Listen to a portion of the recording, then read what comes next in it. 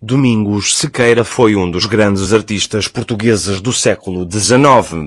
Um homem de fé e de família, de convicções nacionalistas. Para muitos foi um oportunista político, para outros apenas um pragmático.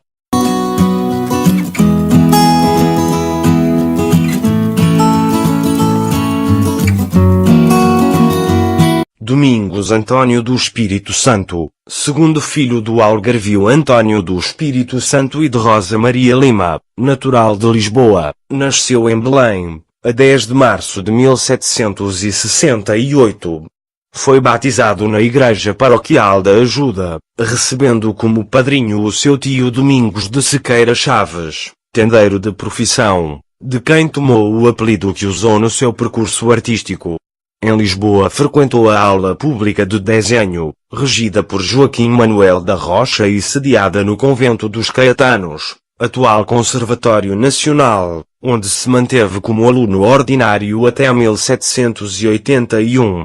Aos 18 anos ingressou na oficina de Francisco de Setúbal e, em 1788, partiu para Roma com uma pensão régia, obtida com a intervenção do Marquês de Marialva.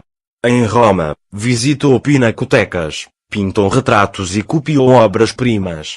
Foi protegido pelo encarregado de negócios da Embaixada Portuguesa, José Pereira Santiago, e pelos embaixadores Dom João de Melo e Castro e Dom Alexandre de Souza Holstein. Em 1793 foi nomeado membro da Academia Romana de São Lucas, com o grau de professor. A apresentação da delação de São João Batista deu-lhe vantagem sobre o seu adversário Vieira Portuense, que também se encontrava em Itália. Entretanto, pensou deixar Roma para se juntar a Melo e Castro, que fora nomeado embaixador de Londres, mas foi contrariado no seu intento pelo financiador Pinto da Silva. Numa outra missiva solicitou apoio para regressar a Portugal, voltando a lamentar-se da pensão que oferia e considerava ser inferior à dos alunos enviados para Roma por Pina Manique, assim como à de Vieira Portuense. O guarda-joias da rainha insistiu para que se mantivesse em Roma, advertindo-o de que em Portugal não havia mercado para a sua arte, mas o artista só recebeu esta carta quando já se encontrava em viagem. No regresso, foi bem recebido nas cidades italianas por onde passou, Bolonha, Parma, Florença, Milão e Veneza.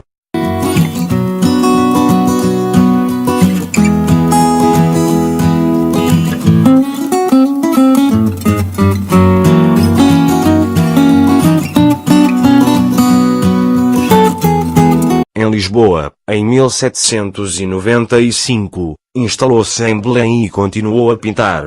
Por esses quadros cobrava preços elevados, o que o levou a procurar apoio em colegas de profissão como Cirilo Machado e Pedro Alexandrino, para, em conjunto, inflacionarem o valor monetário da pintura em Portugal.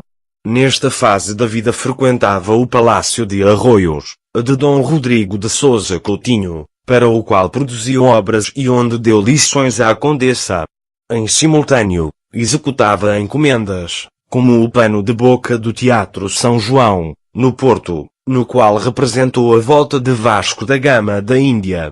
O sucesso de que gozava não o impediu de cair num profundo estado de melancolia, supostamente atribuído à dimensão reduzida do mercado artístico nacional e a um desgosto amoroso que envolveu uma familiar da abastada família dos Cometi com quem se tinha relacionado em Roma. Este estado de espírito levou-o a uma clausura temporária na Cartucha de Laveiras, em Caxias.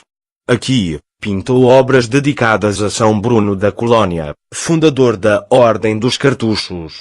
Em 1802, depois de deixar a vida religiosa, foi nomeado o primeiro pintor de Câmara e Corte juntamente com Vieira Portuense, passando a oferir um ordenado anual de 2 contos de réis.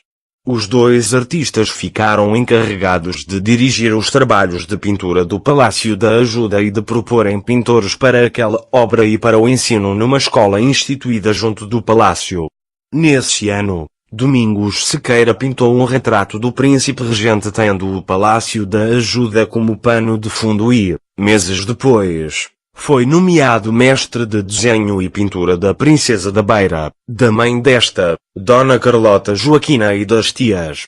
Para o príncipe regente fez, também, um retrato equestre e para o novo palácio realizou os tetos, ocultados por obras posteriores, e várias telas. Entre elas, diversas passagens da vida de Dom Afonso Henriques, as quais foram levadas para o Brasil e hoje se encontram desaparecidas. Domingos Sequeira trabalhou igualmente no Palácio, Convento de Mafra, tendo feito esboços para composições parietais e telas. Após a morte de Vieira Portuense, em 1805, assumiu a direção da aula de desenho e pintura da Academia Real de Marinha e Comércio da cidade do Porto, entre 1806 e 1821.